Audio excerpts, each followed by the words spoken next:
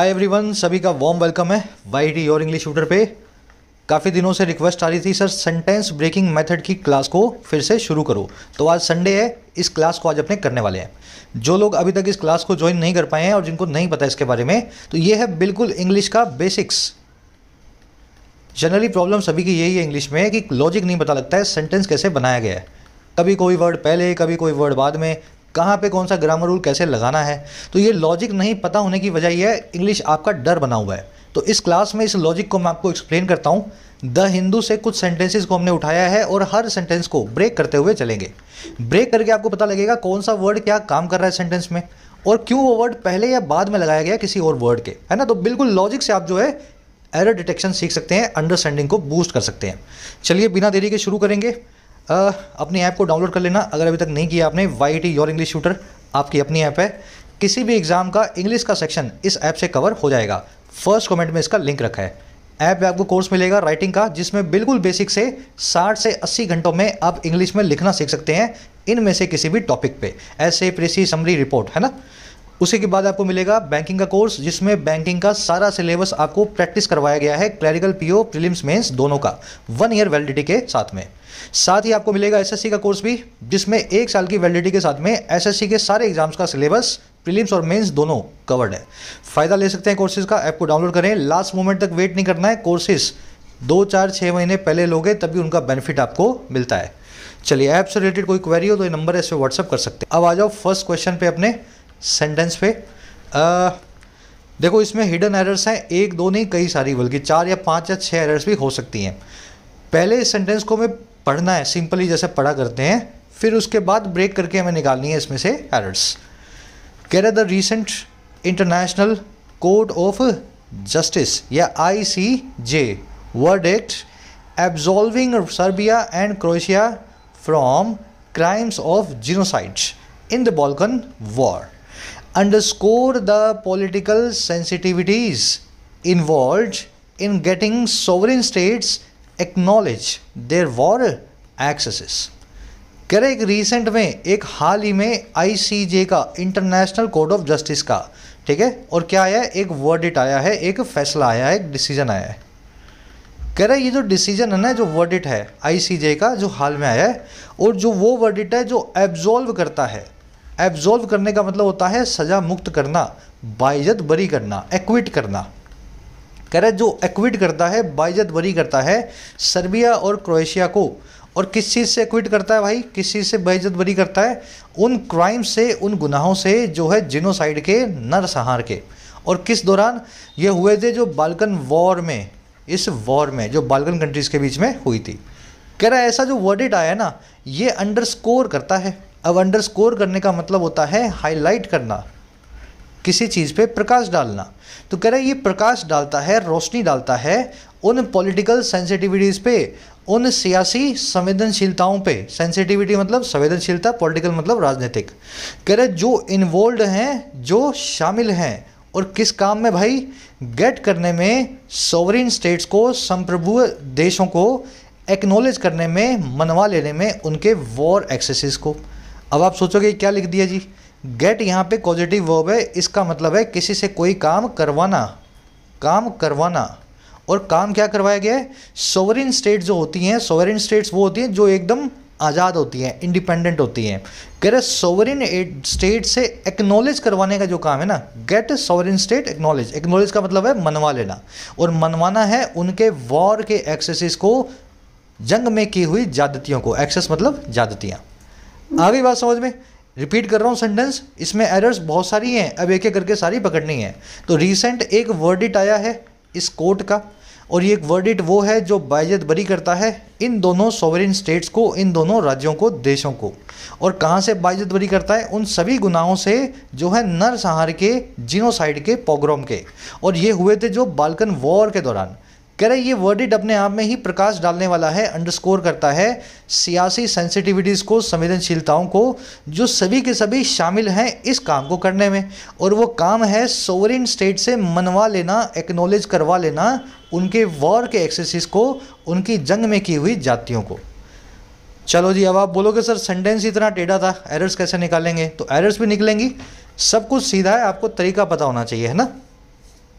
अब 3-4 चीज़ें आप मेरे साथ फटाफट देखोगे आप। पहली चीज़, सारे नाउन्स हैं ग्रीन कलर में, ठीक है, ग्रीन कलर में। एडजेक्टिव्स मिलेंगे सारे ब्लू कलर में, ब्लू कलर में। एडजेक्टिव आप जानते हैं ना, जो नाउन को मॉडिफाई करे, जो नाउन की विशेषता बताए, एडजेक्टिव कहलाता है। वर्ब मिलेंगी रेड कलर में, इन्फिनेटिव भी मिलेगा रेड कलर में, एडवर्ब अगर कहीं आएगी तो मिलेगी पिंक कलर में। और कंजंक्शन जो भी आती है, एंड, और, नीदर, नोर, बट, है ना, ये सारी कंजंक्शंस आपको मिलेंगी इन येलो। इससे होगा क्या, आपकी अंडरस्टैंडिंग थोड़ी सी और बढ़िया होगी। वर्ड्स को मैं ढूंढ ढूंढ के आपके सामने अलग अलग उनके जो है कैटेगरी के हिसाब से रख रहा हूँ। 3 फॉर्मूलाज हमें फॉलो करने हैं एसबीटी मेथड के लिए। फॉर्मूला नंबर 1 है कि सेंटेंस में कम से कम क्या होगा जी, कम से कम एक सब्जेक्ट जरूर होगा, ठीक है। फॉर्मूला नंबर 2, सब्जेक्ट तो एक होगा ही, 5 भी हो सकते हैं, 10 भी हो सकते हैं, लेकिन जो वर्ब्स है ना, वर्ब्स, वो जितने सब्जेक्ट हैं कम से कम उतनी तो जरूर होंगी। मान लीजिए 10 सब्जेक्ट हैं तो कम से कम 10 वर्ब्स तो होंगी ही होंगी, 12 भी हो सकती हैं, 15 भी हो सकती हैं। बात आ रही है समझ में? तो ये 2 रूल्स हमें फॉलो करने हैं।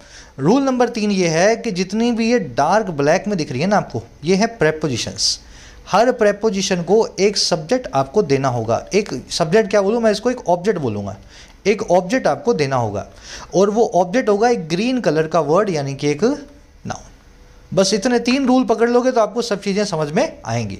चलो मैं ब्रेक करने वाला हूँ। द एक आर्टिकल है, रिसेंट एक एडजेक्टिव है। रिसेंट एडजेक्टिव क्यों है? क्योंकि ये किसी नाउन के साथ में आएगा।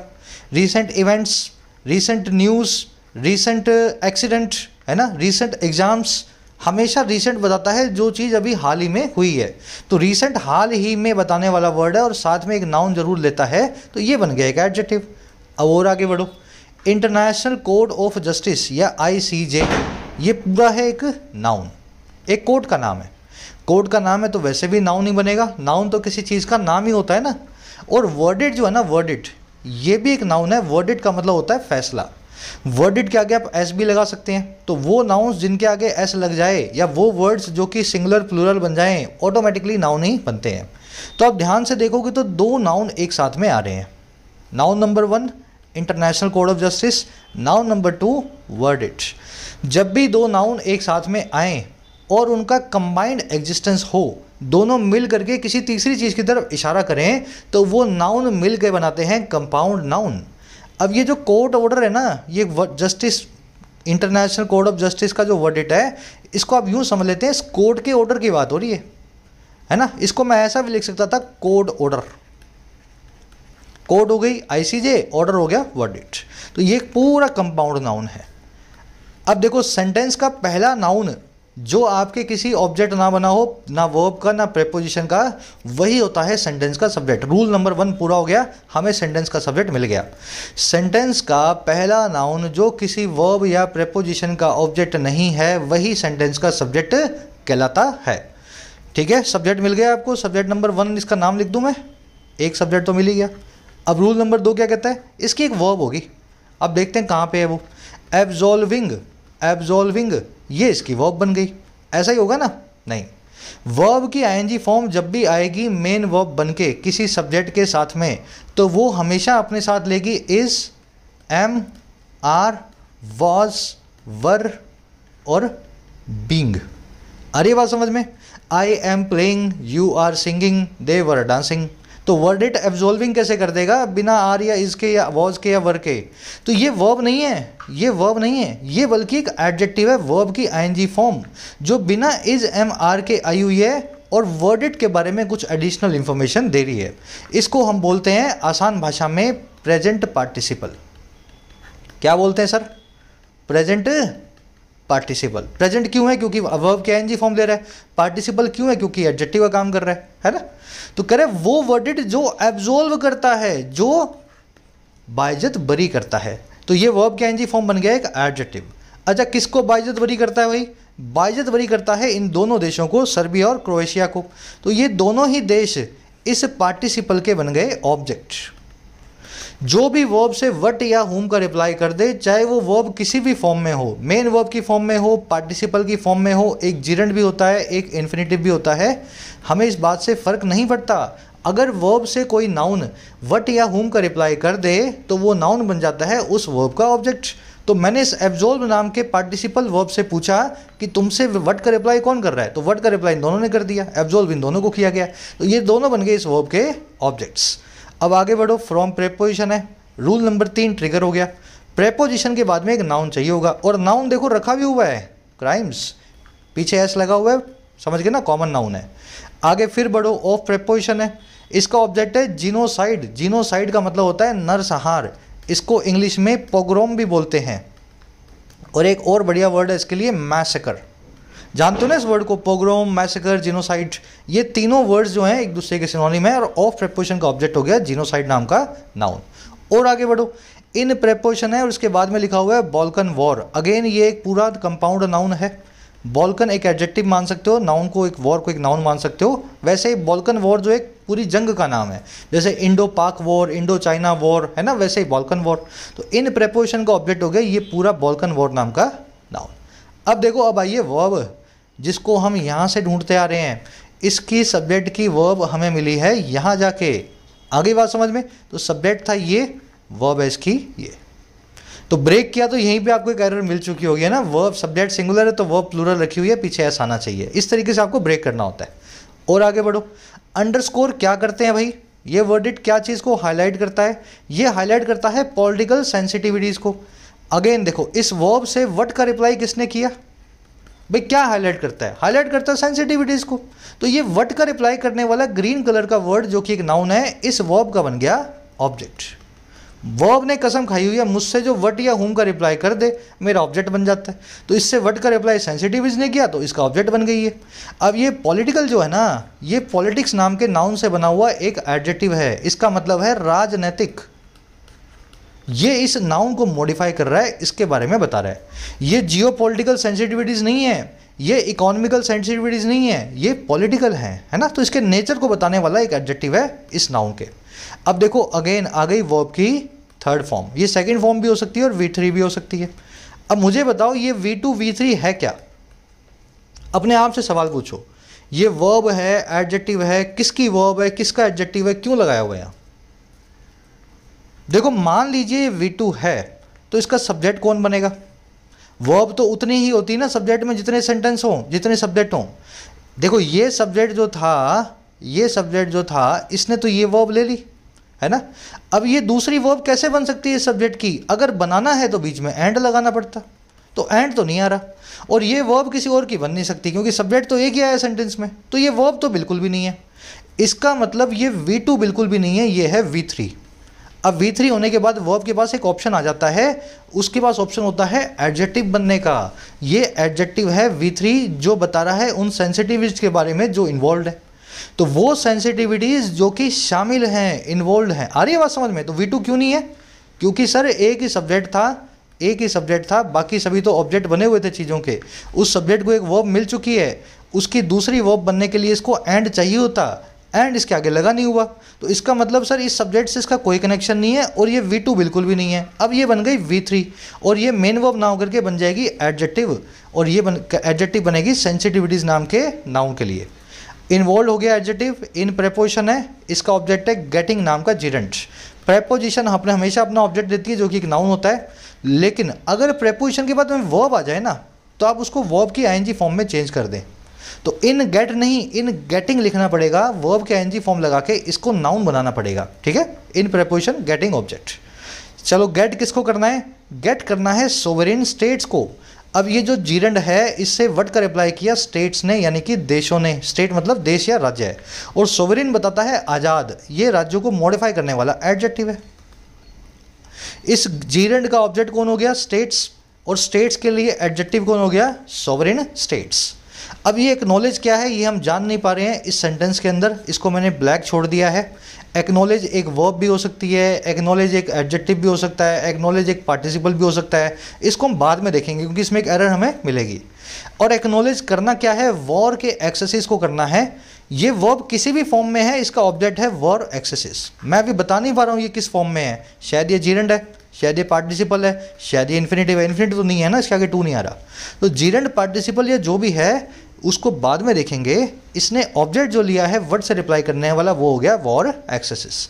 देयर एक एडजेक्टिव है, इन कंट्रीज़ के बारे में बता रहा है। मेरे ख्याल से एक बार आपके पास मोटा मोटा इसका पूरा ढांचा बन गया, सेंटेंस कैसे बना हुआ है। एक बार रिपीट कर रहा हूँ, फिर एरर्स को निकालना है। इंटरनेशनल कोर्ट ऑफ जस्टिस, ये है आपका सब्जेक्ट। रीसेंट एक एडजेक्टिव है, इस सब्जेक्ट को मॉडिफाई कर रहा है। इसका वर्डिट जो है ना, वर्डिट, ये पूरा ही कंपाउंड सब्जेक्ट बना रहा है, जस्टिस और वर्डिट दोनों मिलके। वर्डिट के बाद में वर्ब आई है एब्जॉल्विंग, जो कि वर्ब नहीं है, जो कि पार्टिसिपल निकली। वर्डिट के बारे में बताने वाला प्रेजेंट पार्टिसिपल है, और एब्जॉल्व किया गया है एक तो सर्बिया को और दूसरा क्रोएशिया को। दोनों ही एंड कंजंक्शन से जुड़े हुए एब्जॉल्व नाम के पार्टिसिपल एडजेक्टिव के ऑब्जेक्ट्स हैं। फ्रॉम प्रेपोजिशन है, इसका ऑब्जेक्ट है क्राइम्स। ऑफ प्रेपोजिशन है, इसका ऑब्जेक्ट है जेनोसाइड्स। इन प्रेपोजिशन है, इसका ऑब्जेक्ट है Balkan war. Underscore verb I है, ऑफ कोर्स ये इसी सब्जेक्ट की वर्ब हो सकती है, बाकी कोई सब्जेक्ट तो है ही नहीं, तो ये सब्जेक्ट है और ये इसकी वर्ब बन गई वर्ब। अंडरस्कोर किसको करना है भाई? सेंसिटिविटीज़ को करना है, तो इस वर्ब को ऑब्जेक्ट बन गए sensitivities. Sensitivities political in nature है, तो पॉलिटिकल एक एडजेक्टिव है इस सेंसिटिविटीज़ नाम के नाउन के लिए। इन्वॉल्व के बारे में देखा तो पता लगा ये V2 नहीं हो सकता, ये V3 है, और ये एक एडजेक्टिव है, मेन वर्ब नहीं है। एडजेक्टिव आया है उन सेंसिटिविटीज़ के लिए, वो सेंसिटिविटीज़ जो इन्वॉल्व हैं, जो शामिल हैं। इन प्रेपोजिशन है, इसका ऑब्जेक्ट है वर्ब की आईएनजी फॉर्म, क्योंकि वर्ब को आईएनजी बनाते ही वो नाउन बन जाती है, और उसको हम इंग्लिश में बोलते हैं जीरंड।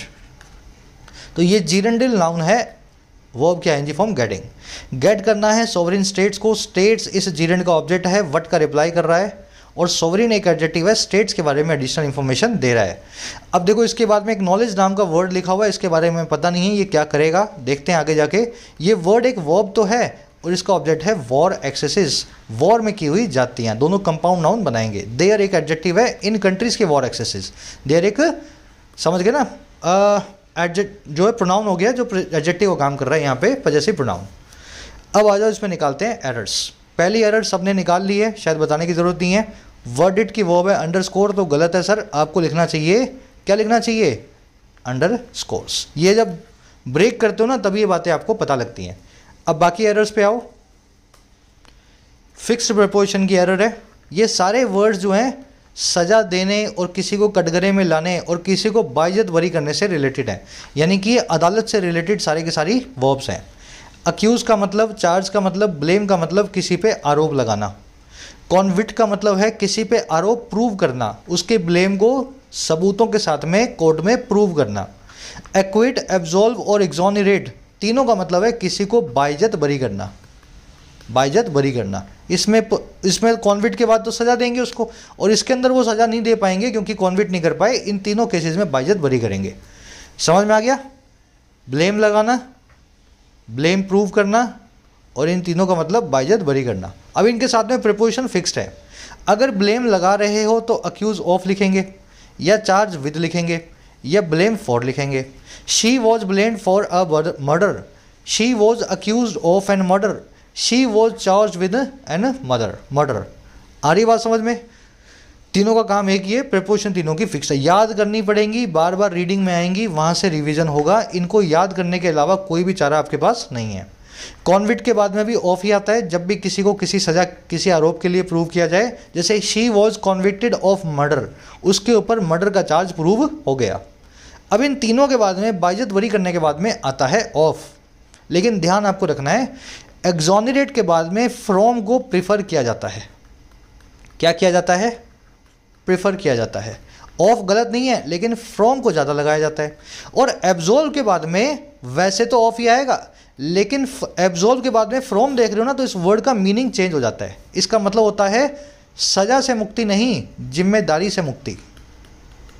आप बोलते हो ना यार आज तो मेरी जिम्मेदारी ख़त्म हो गई, I am absolved from my responsibilities. आ रही है बात समझ में? एब्जॉल्व वर्ड के दो मीनिंग है।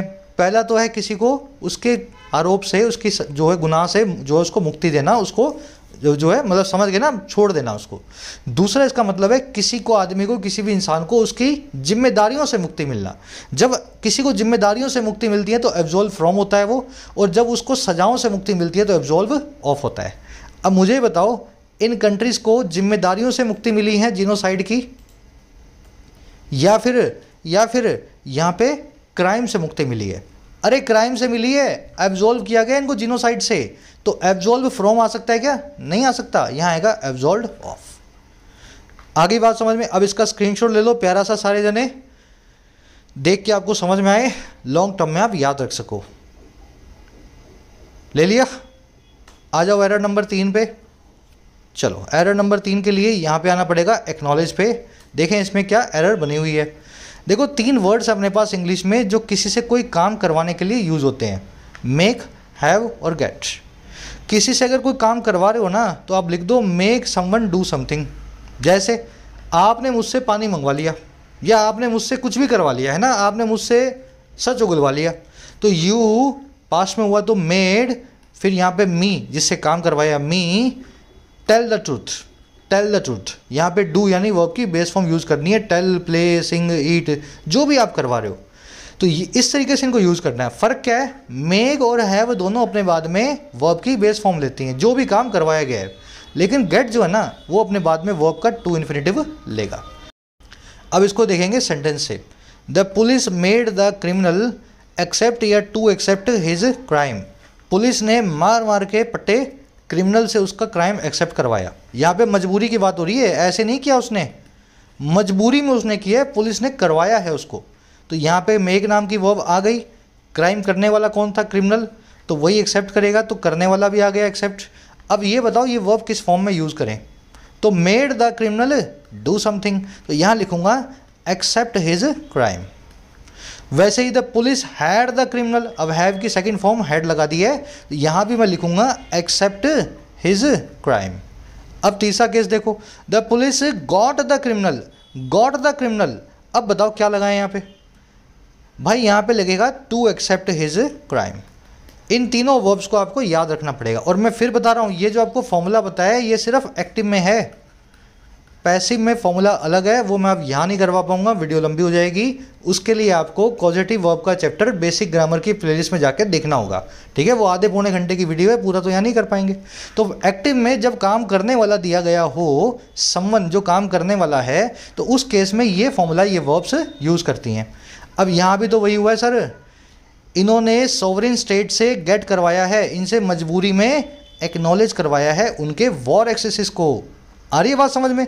तो नहीं करवा पाए, यानी पॉलिटिकल सेंसिटिव इन्वॉल्व है सॉवरेन स्टेट से मजबूरी में एक्नॉलेज करवाने में, तो गेट के बाद में स्टेट्स एक्नॉलेज करेंगी और यहाँ लिखा जाएगा टू एक्नॉलेज। आगे बात समझ में? और इसको बोलते क्या है टेक्निकल लैंग्वेज में? इसको पार्टिसिपल ही बोलते हैं।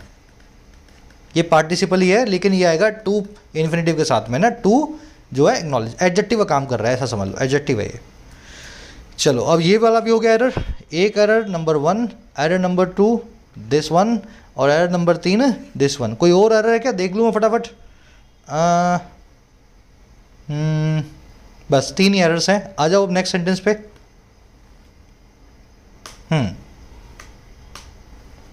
चलो जल्दी से सेंटेंस पढ़ेंगे और फिर इसको जो है ब्रेक करना है। In an apparent disingenuous move, the company whose products were banned for substantial quality in Tamil Nadu have sold the same formula under different names।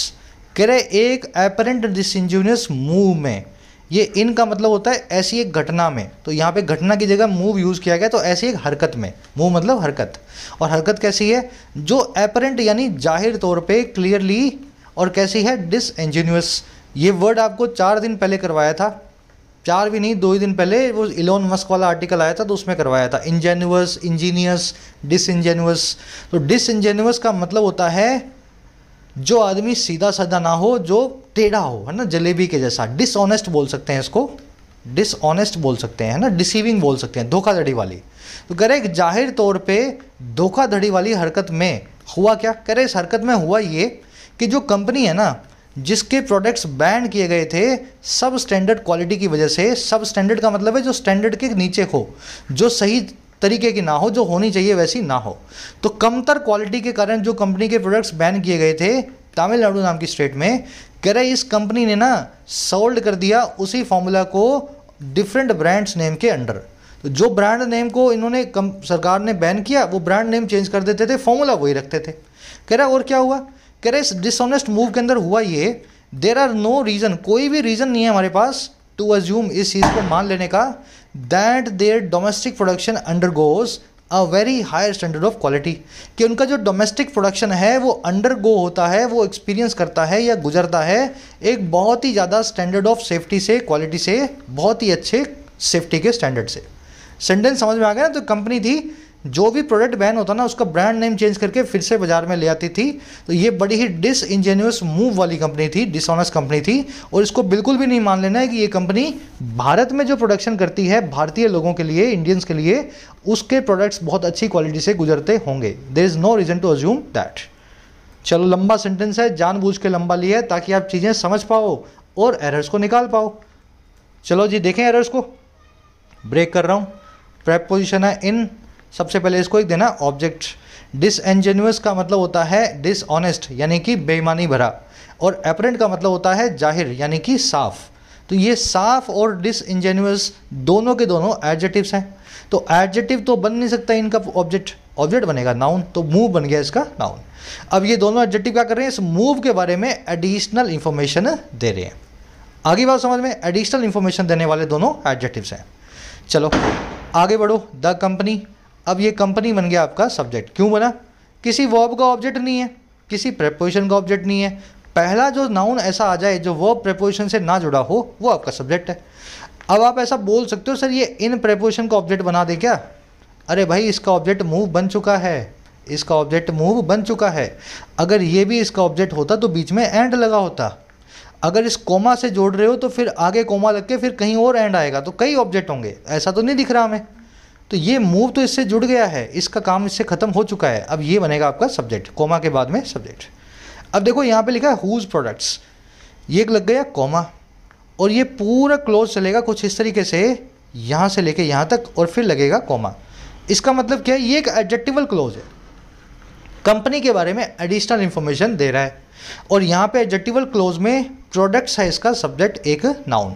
Whose एक एडजेक्टिव है जिसके प्रोडक्ट्स, तो हुज जिसके की बात कर रहा है, एक एडजेक्टिव का काम कर रहा है, प्रोडक्ट्स एक नाउन का काम कर रहा है। वर्ब बैंड इस सब्जेक्ट की वर्ब है, पैसिव वॉइस में प्रोडक्ट्स को बैन किया गया है, वर्ब प्लस में वर्ब की थर्ड फॉर्म।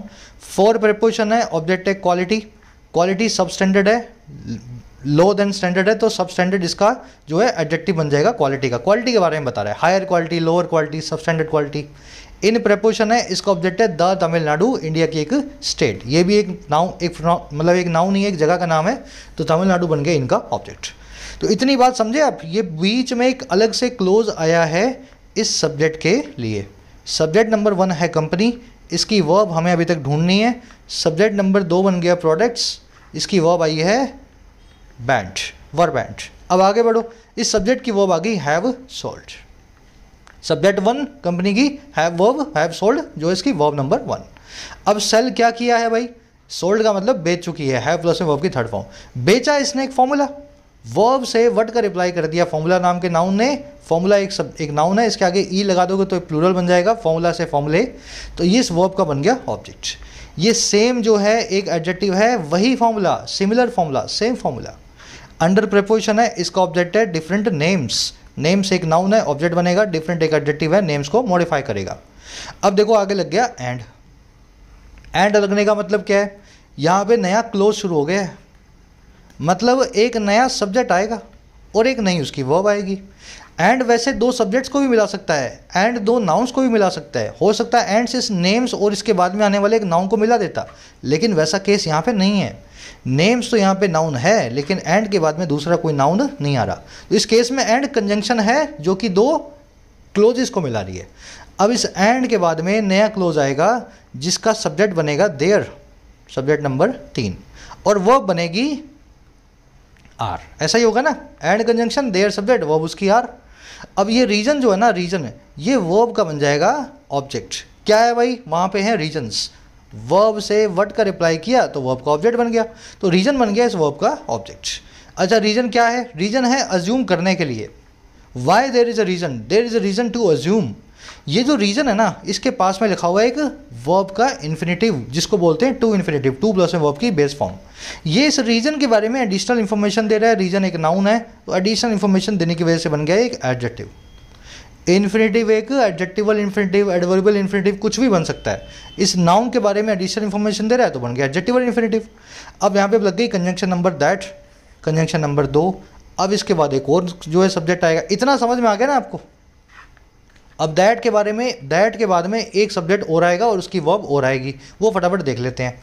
सब्जेक्ट है यहाँ पे प्रोडक्शन, सब्जेक्ट नंबर 4 हो जाएगा ये। वर्ब हो जाएगी इसकी अंडरगोस, वर्ब नंबर 4। देयर और डोमेस्टिक दोनों एडजेक्टिव हैं। देयर का मतलब है कंपनी की प्रोडक्शन, डोमेस्टिक का मतलब है घरेलू प्रोडक्शन। अंडरगो क्या करते हैं, अंडरगो करते हैं एक स्टैंडर्ड से। स्टैंडर्ड वर्ब का ऑब्जेक्ट है, हायर एक एडजेक्टिव है, वेरी एक एडवर्ब है, हायर को मॉडिफाई कर रही है, बहुत ही ज़्यादा हायर है ना, बहुत ही ज़्यादा हायर। ऑफ प्रेपोजिशन है, ऑब्जेक्ट है इसका सेफ्टी। थोड़ा लंबा हो गया, एक बार रिपीट कर रहा हूँ, दिमाग में इजीली बैठ जाएगा। देखो सब्जेक्ट तो बाद में देखेंगे, पहले इन प्रेपोजिशन का ऑब्जेक्ट देखा हमने मूव। इसको दो नाउन एडजेक्टिव्स ने मॉडिफाई किया, डिसइंजेन्युअस से और एपरेंट ने। फिर कंपनी आपका बन गया सब्जेक्ट नंबर 1। अब कंपनी की वर्ब हमें मिली है यहाँ पे जाकर के हैव सॉल्ट, ठीक है। तो कंपनी सब्जेक्ट नंबर 1 और वर्ब मिली है हैव सॉल्ट। कंपनी के लिए पूरा एक क्लोज आया था, हुज प्रोडक्ट्स वर बैंड। तो यहाँ पे प्रोडक्ट्स बन गया सब्जेक्ट नंबर 2, एडजेक्टिवल क्लोज है, कंपनी के बारे में बता रहा है, और वर बैंड इसकी वर्ब नंबर 2। अच्छा, फिर इसके बाद जी एंड कंजंक्शन आई। इसके बाद हमें एक और नया सब्जेक्ट चाहिए था, तो सब्जेक्ट बन गया देयर, सब्जेक्ट नंबर 3, और वर्ब बन गई इसकी आर। फिर इसके बाद दैट कंजंक्शन आई, एक नया सब्जेक्ट चाहिए था, तो सब्जेक्ट नंबर 4 बन गया प्रोडक्शन और इसकी वर्ब बन गई अंडर गोस। अब बाकी सब चीज़ें आप जोड़ दोगे। इनका ऑब्जेक्ट मूव, बैंड का जो है, बैंड के बाद 4 प्रेपोजिशन आई, इसका ऑब्जेक्ट हो गया क्वालिटी, इन प्रेपोजिशन का ऑब्जेक्ट हो गया तमिलनाडु, सोल्ड वर्ब का ऑब्जेक्ट हो गया फॉर्मूला, एडजेक्टिव जो है फॉर्मूला को मॉडिफाई कर देगा, अंडर प्रेपोजिशन है, इसका ऑब्जेक्ट हो गया नेम्स, डिफरेंट ने नेम्स को मॉडिफाई कर दिया। रीजन जो है इस वर्ब का ऑब्जेक्ट हो गया व्हाट से रिप्लाई कर रहा है, नो एक एडजेक्टिव हो गया, कोई भी रीजन नहीं है, 0 रीजन्स हैं। टू अज्यूम एक इन्फिनेटिव है, रीजन के बारे में बता रहा है, ये भी एक एडजेक्टिव है। कौन सा रीजन, अज्यूम करने वाला रीजन। देयर और डोमेस्टिक दोनों एडजेक्टिव हैं, इस प्रोडक्शन नाम के नाउन के बारे में बता रहे हैं। हायर स्टैंडर्ड, यहाँ पे हायर स्टैंडर्ड को मॉडिफाई कर रहा है, और अंडरगो वर्ब का ऑब्जेक्ट है स्टैंडर्ड। किससे अंडरगो करते हैं भाई, what do they undergo, they undergo standards. तो व्हाट का रिप्लाई कर रहा है, वर्ब का ऑब्जेक्ट स्टैंडर्ड्स, और हायर एक एडजेक्टिव है। वेरी इसका एडजेक्टिव को मॉडिफाई करके वेरी हायर बना रहा है, ऑफ प्रेपोजिशन का ऑब्जेक्ट है सेफ्टी। अब आ जाओ सर एरर्स पे।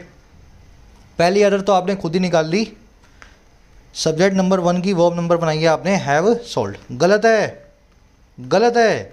कंपनी के लिए आएगा हैज सोल्ड। और ये जब तक ब्रेक नहीं करोगे ना तब तक पता ही नहीं लगेगा आपको। मान लो ये पता ही नहीं है हैव किसके लिए आया है, ये प्रोडक्ट्स के लिए आया है, क्वालिटी के लिए आया है, तमिलनाडु के लिए आया है, मूव के लिए आया है, कंपनी के लिए आया है। जब तक ढूंढोगे नहीं तब तक आप पता ही नहीं पाओगे। तो ब्रेक करके पता लगा मुझे, this is the first error. अब दूसरी एरर देखो, कंपनी तो सिंगुलर है ना, कंपनी तो सोल्ड करेगी, हैज़ सोल्ड करेगी। तो कंपनी की जो प्रोडक्शन है वो देयर हो सकती है क्या सर, प्रोडक्शन भी इट्स होगी। आगे बात समझ में, कंपनी सिंगुलर है तो कंपनी ही सोल्ड करेगी हैज़ सोल्ड लगा के, और कंपनी ही अपनी प्रोडक्शन को अंडरगो करवाएगी। तो हैज़ और यहाँ पे इट्स, कंपनी के लिए इट का पजेसिव बनेगा it's domestic production. Error number 1, error number 2। अब बाकी के एरर्स निकालें। कभी भी किसी जोग्राफिकल लोकेशन के आगे द को नहीं लगाना। इंडिया है, तमिलनाडु है, राजस्थान है, न्यूयॉर्क है, इस बात से कोई भी फ़र्क नहीं पड़ता।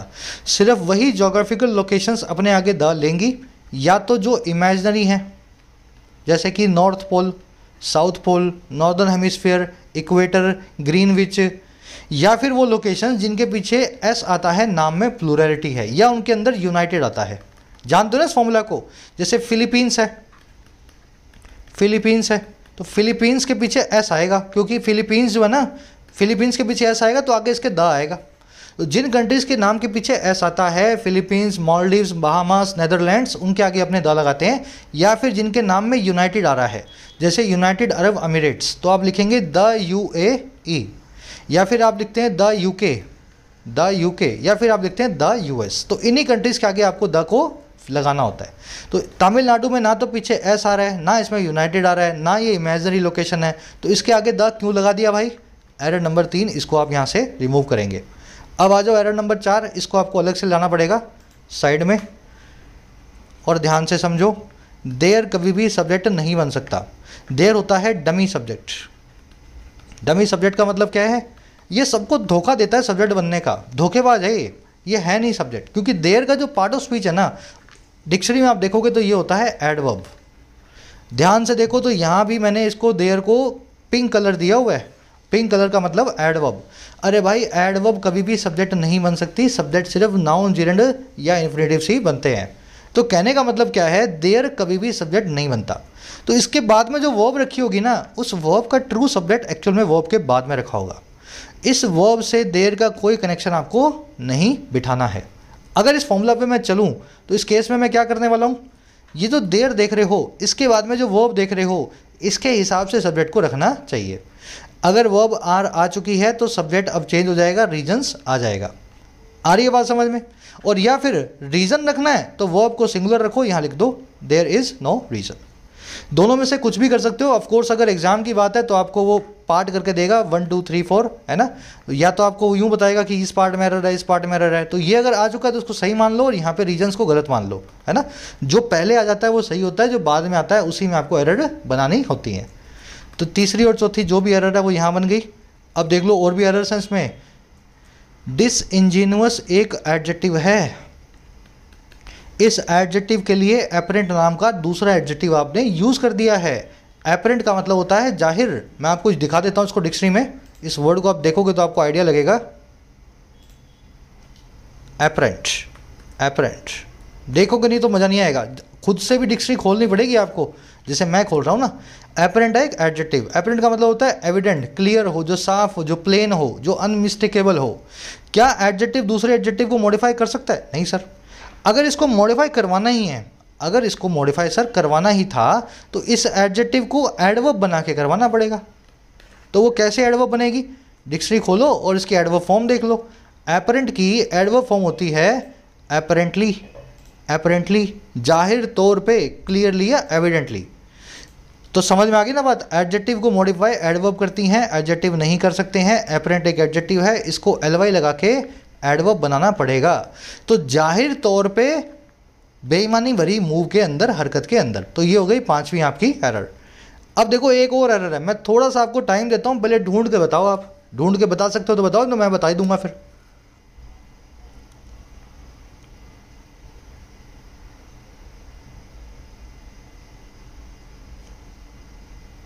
चलो देखो, रूल ये कहता है कि वेरी, सो या मोर, इनको कभी भी कंपैरेटिव डिग्री के साथ में यूज़ ना किया जाए। या यूँ कह दें कि कंपैरेटिव डिग्री अपने साथ में हमेशा मच या फार को ही लेती है, इसके अलावा कोई भी दूसरा एडवर्ब नहीं लेगी, है ना। कंपैरेटिव डिग्री आप जानते हैं जो कंपैरिजन के लिए यूज़ हो, एडजेक्टिव की सेकंड डिग्री होती है कंपैरेटिव डिग्री। अब for example, London is more very या सो बिगर सिटी देन पेरिस। लंदन जो है ज़्यादा बड़ी सिटी है, ज़्यादा बिगर सिटी है पेरिस के मुकाबले। तो यहाँ लिखूंगा मोर बिगर, वेरी बिगर या सो बिगर। क्या लिखूंगा? या एक्चुअली मुझे लिखना चाहिए मच बिगर या फार बिगर, है ना। तो तीनों ही गलत हैं। बिगर तो कंपैरेटिव डिग्री हो गई, बिग हो गई पॉजिटिव डिग्री, बिगर हो गई कंपैरेटिव डिग्री, और द बिगेस्ट हो गई, द बिगेस्ट हो गई सुपरलेटिव डिग्री। तो कंपैरेटिव डिग्री के साथ में, बिगर के साथ में आप मच वेरी सो की जगह आप लगाएं मच या मोर, मेरी वेरी सो की जगह लगाएं मच या फार। तो तीनों गलत है, यहाँ आएगा मच या फार। वैसे ही travelling by a two wheeler is more very या so more economical than a four wheeler. Two wheeler के द्वारा जो ट्रैवल करना वो ज़्यादा इकोनॉमिकल होता है, ज़्यादा किफ़ायती होता है, मोर इकोनॉमिकल होता है बजाय एक फोर व्हीलर के ट्रैवल करने से। तो अब यहाँ पे मोर इकोनॉमिकल कंपैरेटिव डिग्री लगी हुई है। अब हमें इसके ऊपर और अगर इम्फेसिस डालना भी है तो इन एडवर्ब्स को यूज़ नहीं कर सकते। अब क्या करेंगे सर? कंपैरेटिव डिग्री लग गई है मोर इकोनॉमिकल, तो मैं लगा दूंगा मच मोर इकोनॉमिकल या फार मोर इकोनॉमिकल। तो ये फॉर्मूला आपको रखना है याद। तो यहाँ भी तो वही हुआ है, undergoes a very higher standard of safety. High की superlative degree, positive degree high, उसके बाद comparative degree higher, superlative degree highest. ऐसे ही होता है ना। तो कंपैरेटिव डिग्री के आगे वेरी गलत लगा दिया है, यहाँ पे लिखो मच या फार। ठीक है, तो इस फॉर्मूला को कॉपी कर सकते हैं, स्क्रीनशॉट ले सकते हैं। चलिए रैपअप करेंगे सेशन को। लास्ट क्वेश्चन आपको मैं दे रहा हूँ एज ए क्विज, इसको आपको खुद से करना है सॉल्व। ब्रेक करो इसको, 2 या 3 इसमें एरर्स आपको कम से कम मिलेंगी, कम से कम बता रहा हूँ 3 एरर्स तो आपको इसमें मिलने वाली हैं। सब लोग इसको ब्रेक करके खुद से ट्राई करना, फिर वीडियो के नीचे फर्स्ट पिंड कमेंट में इसका आंसर रखा हुआ है, जाके आंसर को चेक कर लेना। कितनी एरर्स आपको मिली आउट ऑफ 3 जरूर से बताना। कोर्सेज अवेलेबल हैं ऐप पे, जाके फ़ायदा ले सकते हो। टाइम रहते ही कोर्सेज का फ़ायदा लेना है, ऐसा ना हो लास्ट मोमेंट पे आकर के आप मैसेज करें सर 15 दिन रह गए, 1 महीना रह गया। अभी जब वक्त है पढ़ने का तो पढ़ाई पे पूरा ध्यान दो। कंटेंट सारा अवेलेबल है एप्लीकेशन पे, राइटिंग का, एसएससी का और बैंकिंग का। ऐप को जाओ, कमेंट सेक्शन से डाउनलोड करो, फर्स्ट कमेंट से लिंक रखा है। कोई भी क्वेरी हो, ये नंबर है व्हाट्सएप का, टीम से आप मैसेज करके बात कर सकते हैं व्हाट्सएप पे।